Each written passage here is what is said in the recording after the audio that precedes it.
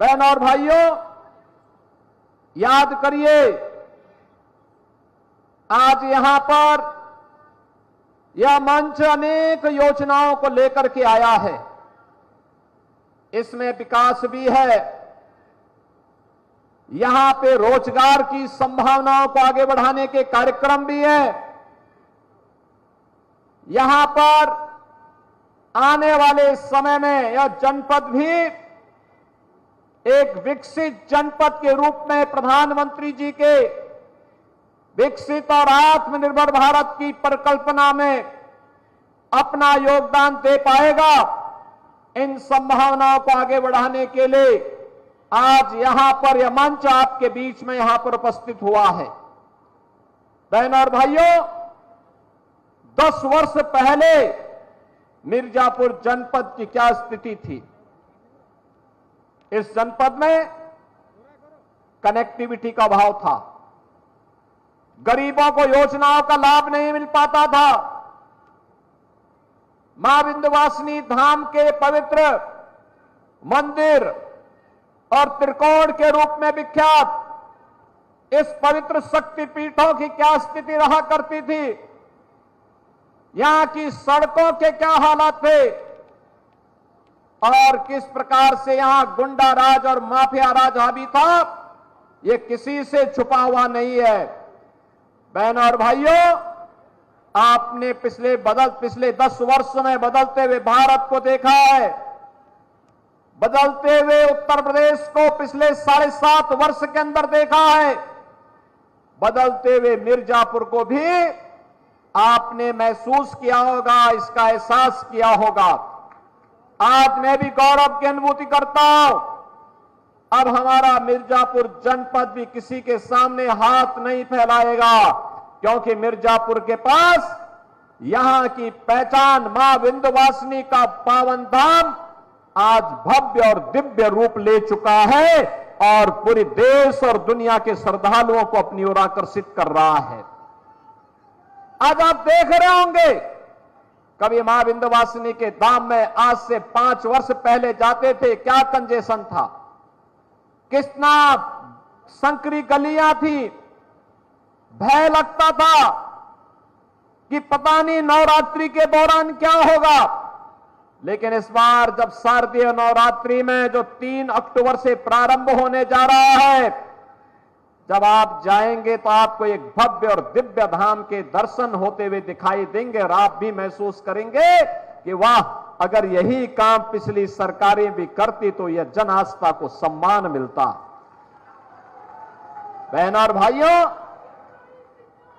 भाइयों, अब हमारा मिर्जापुर जनपद भी कह सकता है कि हमारे पास भी अपना एक मेडिकल कॉलेज है। मेडिकल कॉलेज नहीं तो बीएचयू था वाराणसी में और प्रयागराज में था मेडिकल कॉलेज, ये बीच में कुछ भी नहीं था। आज तो आपके पास यहां मेडिकल कॉलेज प्राप्त हो गया है, मेडिकल कॉलेज प्रारंभ भी हो चुका है, मेडिकल कॉलेज में स्वास्थ्य की सुविधाएं भी मिलनी प्रारंभ हो चुकी हैं। मेडिकल कॉलेज के बाद फिर यहां पर यहां की माननीय सांसद और माननीय विधायकों ने मुझसे कहा कि नहीं, यहां के लिए अब मां विंध्यवासिनी के धाम में एक विश्वविद्यालय भी होना चाहिए। बहनों और भाइयों, आज आपका विश्वविद्यालय भी बनने जा रहा है। बहुत शीघ्र अगले सत्र में हम लोग यहां पर पाठ्यक्रम भी प्रारंभ करवाएंगे। विश्वविद्यालय के कार्यक्रम को हम लोगों ने आगे बढ़ा दिया है, निर्माण कार्य प्रारंभ होने जा रहा है। एक भव्य विश्वविद्यालय मां विंध्यवासिनी के नाम पर आपके जिले को प्राप्त होने वाला हो गया है। बहनों और भाइयों, आज 4 लेन की कनेक्टिविटी के साथ यह जनपद जुड़ा हुआ है। यहां पर इसकी एक नई पहचान बनी है। याद करिए, प्रधानमंत्री मोदी जी आए थे, बाण सागर परियोजना का लोकार्पण किया था और उस समय उन्होंने कहा था बाण सागर परियोजना से किसानों के लिए यह लाभदायी होगा। 2.5 लाख हेक्टेयर भूमि को इससे सिंचाई की सुविधा प्राप्त होगी।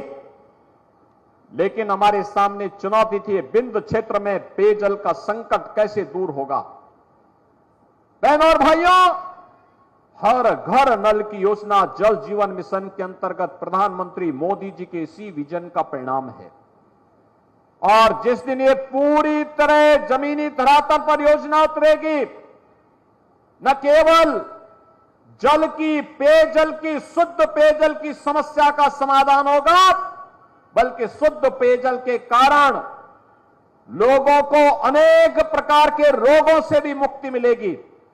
अभी तमाम जल जनित जो बीमारियां होती है, इन बीमारियों की रोकथाम के लिए हम दवा भले ही कराते हैं, लेकिन अगर प्राकृतिक पद्धति से आप देखेंगे तो वाटर थेरेपी उसका एक माध्यम बनेगा, शुद्ध पेयजल उसका एक माध्यम बनेगा। और जल जीवन मिशन इस महत्वपूर्ण अभियान को एक नई ऊंचाई तक पहुंचाने का ही अभियान है। आज मुझे बताते हुए प्रसन्नता है, बिंद क्षेत्र में हर घर नल की योजना भी क्रियान्वित हो रही है।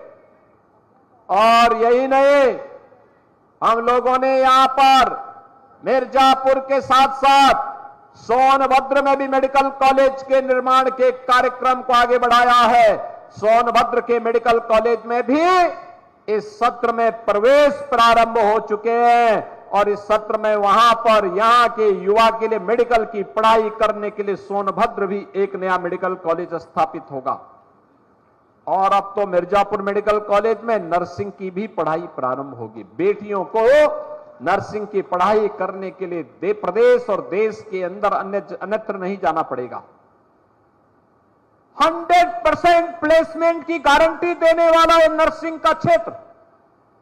अगर बेटी पढ़ेगी तो आगे बढ़ेगी और उसी पढ़ाई लिखाई के लिए नर्सिंग के क्षेत्र में भी उसको एक नई संभावना मिले, इसके लिए कार्यक्रम, इस 765 करोड़ रुपए की परियोजना जो हमारे जनप्रतिनिधियों ने अपने प्रस्तावों के माध्यम से आगे बढ़ाया था, चाहे वह शिक्षा के हो, चाहे वह स्वास्थ्य के हो, चाहे वह पेयजल के हो, चाहे वे कनेक्टिविटी के हो, चाहे वह पशु पालन से हो, तकनीकी शिक्षा का हो, व्यवसायिक शिक्षा का हो या उच्च शिक्षा का, आपके जीवन में आने वाली हर समस्या के समाधान का ये 765 करोड़ रुपए की परियोजनाएं आपको उपलब्ध करवाई जा रही हैं। इसके लिए मैं मिर्जापुर वासियों को और खास तौर पर मझवा वासियों को हृदय से बधाई देता हूं। पहाड़ी ब्लॉक से जुड़े हुए इस महत्वपूर्ण स्थान पर आप सबको मैं बधाई देता हूं, अपनी शुभकामनाएं देता हूं।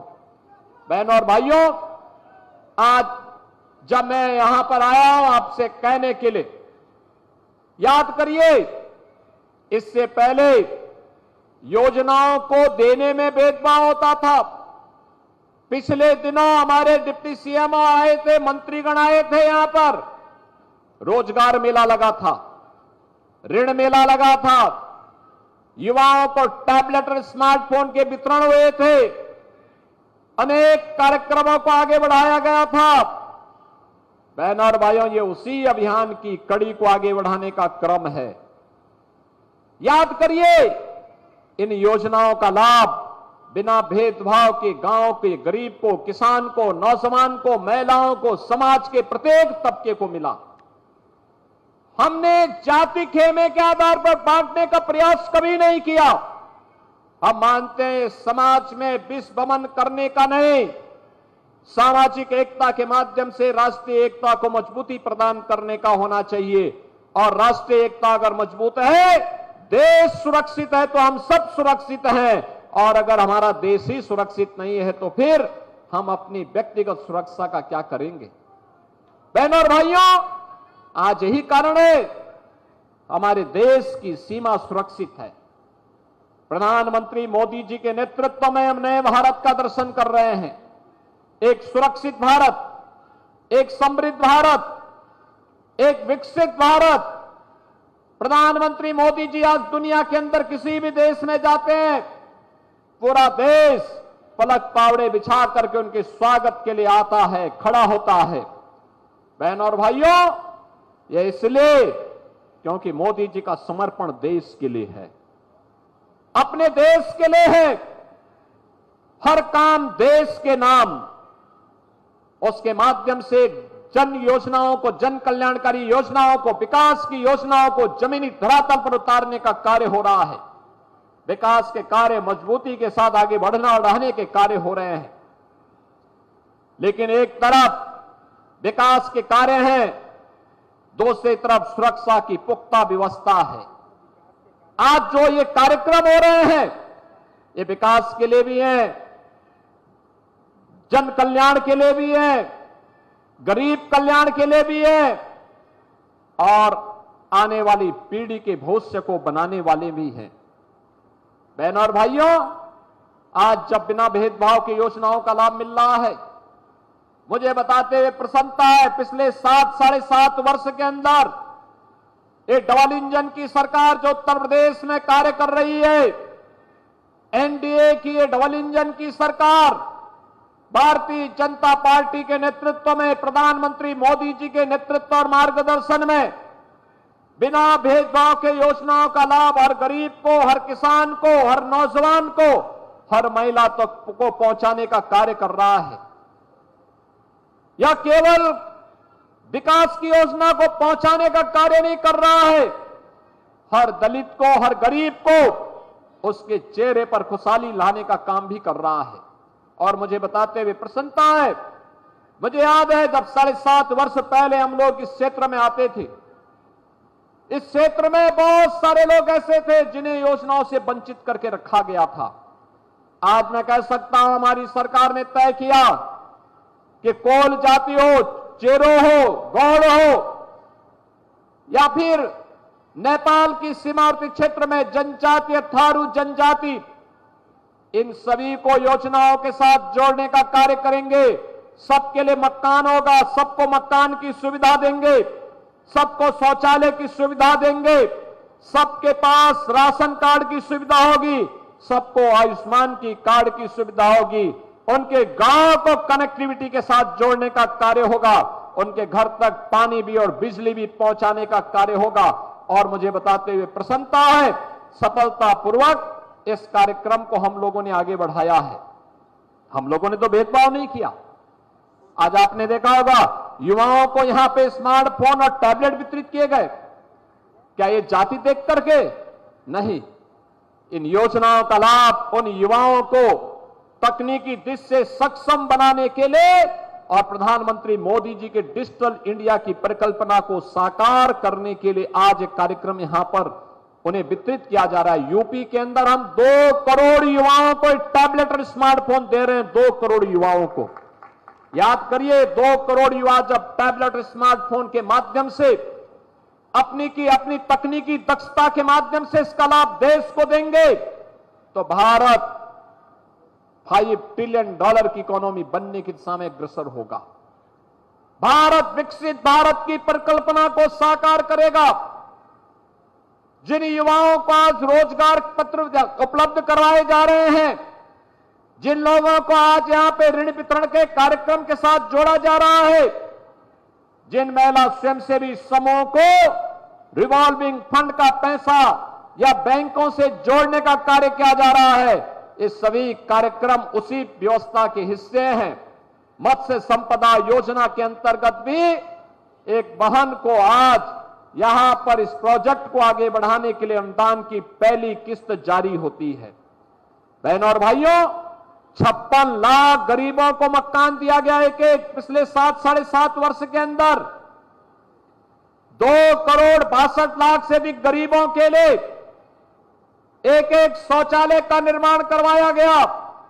आज उत्तर प्रदेश की हर ग्राम पंचायत में ग्राम सचिवालय का निर्माण करके वहां पे एक कर्मचारी की तैनाती कंप्यूटर ऑपरेटर के रूप में करते हुए गांव की सुविधा गांव के अंदर ही गांव के लोगों को प्राप्त हो, जिनके लिए उन्हें जिले के अंदर, तहसील के अंदर, ब्लॉक के अंदर जाना पड़ता था, बार बार जाना पड़ता था।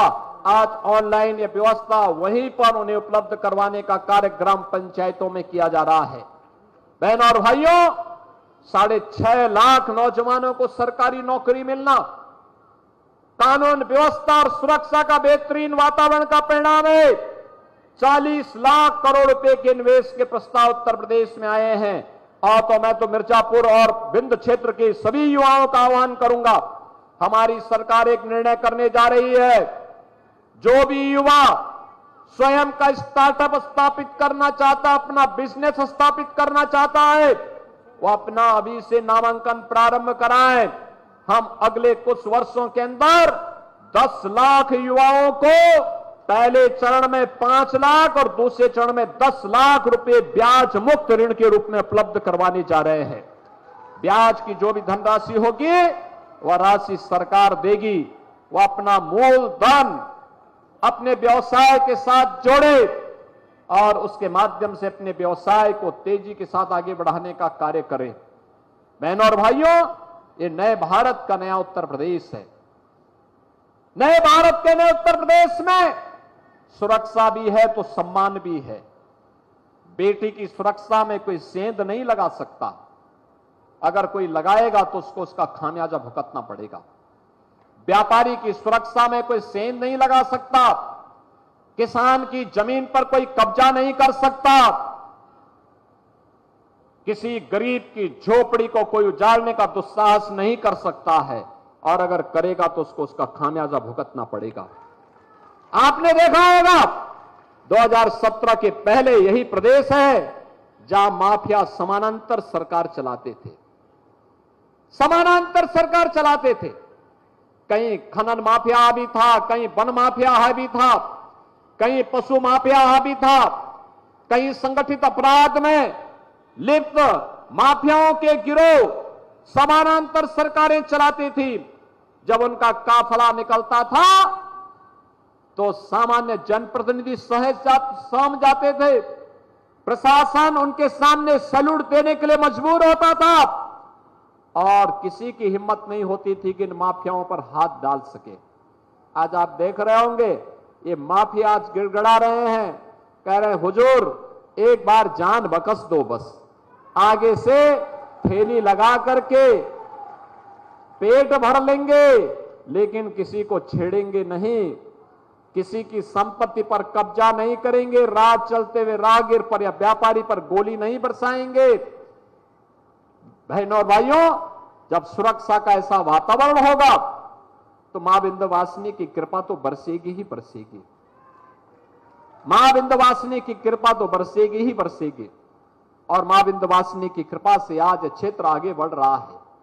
आज हमने यहां पे उन युवाओं को भी सम्मानित किया है जिन युवाओं ने यहां के कारपेट को वैश्विक स्तर पर स्थापित करने में अपना योगदान जो लोग दे रहे हैं, वैश्विक स्तर पर ले जाने का कार्य कर रहे हैं।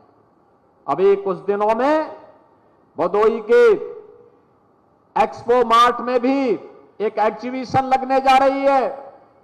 बेहतरीन रूप से दुनिया के अंदर इस क्षेत्र में क्या कुछ हुआ है और हमारे हस्तशिल्पी और कारीगरों को भी अपने अपने प्रोडक्ट को, अपने अपने कारपेट को डिस्प्ले करने और नए ऑर्डर प्लेस करने के एक नया अवसर प्राप्त होगा। अभी परसों 25 सितंबर से लेकर के 29 सितंबर तक इंटरनेशनल ट्रेड शो का आयोजन हम ग्रेटर नोएडा में करने जा रहे हैं। बहनों और भाइयों, उसमें मिर्जापुर भदोई की कारपेट को भी हम लोगों ने वहां स्थान दिया है। यहां के प्रोडक्ट को भी वहां पे हम एक बार दुनिया के सामने शोकेस करने का अवसर उपलब्ध करवाएंगे। यहां का हस्तशिल्प भी सम्मानित होगा, उसे भी आगे बढ़ने का अवसर प्राप्त होगा। और यहां का प्रोडक्ट अगर एक्सपोर्ट होता है तो मान करके चलिए कई गुना मुनाफा वह कमाने के लिए आगे बढ़ेगा। पैसा आएगा, उस पूंजी को यहां लगाएगा तो विकास तो मिर्जापुर का ही होगा, भदोई का ही होगा, सोनभद्र का ही होगा। और इसीलिए आज हम सब आपके पास आए हैं। जो लोग जाति का नंगा खेल खेलते हैं, समाज को आपस में लड़ाने का कार्य करते हैं, ये वही लोग हैं जो माफिया और बड़े बड़े अपराधियों, दुर्दांत अपराधियों के सामने पहले गिड़गड़ाते थे, नाक रगड़ते थे, दंगाइयों के सामने नाक रगड़ने का काम करते थे, आज जब प्रदेश विकास की एक नई धारा के साथ आगे बढ़ रहा है, एक नई पहचान के साथ आगे बढ़ रहा है, तो उन्हें विकास अच्छा कैसे लग सकता है? वे बैरियर बन करके फिर से खड़ा होना चाहते हैं। वे आपके वर्तमान को तो खराब करना ही चाहते हैं, आने वाली पीढ़ी के भविष्य के साथ भी खिलवाड़ कर रहे हैं। और मेरी आप सबसे अपील होगी, याद रखना, वर्तमान को तो ठीक करना ही करना है, आने वाली पीढ़ी के भविष्य को मजबूत बनाने के लिए एक ऐसी सुदृढ़ नींव का निर्माण करिए, कोई माफिया फिर से आपकी व्यवस्था में हावी न होने पाए, उसको फिर से सिर उठाने का अवसर न मिलने पाए। और इसके लिए मैं आप सबका आह्वान करूंगा, विकास की इस धारा के साथ जो प्रधानमंत्री मोदी जी ने सबका साथ और सबके विकास का नारा दिया है, उस अभियान को मैं गांव-गांव तक, घर-घर तक पहुंचाने का काम करना है। जैसे मां विंध्यवासिनी का धाम आज चमक रहा है, देश और दुनिया को अपनी ओर आकर्षित कर रहा है, जैसे आज मिर्जापुर जनपद 4 लेन की कनेक्टिविटी से बेहतरीन तरीके से जुड़ चुका है, जैसे यहां मेडिकल कॉलेज, विश्वविद्यालय और नर्सिंग कॉलेज का निर्माण तेजी के साथ आगे बढ़ा है, जैसे हर घर नल की योजना तेजी के साथ आगे बढ़ी है, ऐसे विकास का यह क्रम, यह सिलसिला अनवरत रूप से आगे बढ़ता रहे, इसके लिए एक और हम आए हैं। और दूसरी तरफ मैं आपको आश्वस्त करने के लिए आया हूं, बहनों और भाइयों, पहले निराश्रित महिलाएं यानी विधवा महिला, बुजुर्ग महिलाओं, दिव्यांग जनों को पेंशन का लाभ बहुत कम मिलता था। आज हम 12,000 रुपए सालाना उन्हें उपलब्ध करवाने का काम कर रहे हैं। 1 करोड़ परिवारों को सुविधा दी जा रही है। और मैं फिर प्रशासन से कहूंगा, जिन लोगों के पास पात्रता है लेकिन पेंशन नहीं मिल पा रही है, तत्काल चौपाल लगा करके, कैंप लगा करके उन्हें सुविधा का लाभ तत्काल उपलब्ध करवाने का काम करना चाहिए। बहनों और भाइयों, हमें आभार व्यक्त करना चाहिए प्रधानमंत्री मोदी जी का। अभी उन्होंने यूनियन कैबिनेट से, केंद्रीय कैबिनेट से एक प्रस्ताव पारित किया है, 70 वर्ष के ऊपर के हरेक व्यक्ति को, 70 वर्ष के ऊपर के हरेक व्यक्ति को 5 लाख रुपए का आयुष्मान का कार्ड उपलब्ध होगा। यानी जो भी है, हम उत्तर प्रदेश के अंदर भी इसको तेजी के साथ लागू करने जा रहे हैं। उत्तर प्रदेश के अंदर 70 वर्ष से ऊपर का, पंडित जी आपकी उम्र क्या हो गई? पंडित जी की उम्र क्या हो गई? 70 साल हो गई हैं? नहीं, मैं रत्नाकर मिश्रा जी से पूछ रहा था। 70 वर्ष के हरेक बुजुर्ग को बिना भेदभाव के, यानी परिवार पे अब बुजुर्गों को कोई अपने परिवार में बोझा नहीं मानेगा।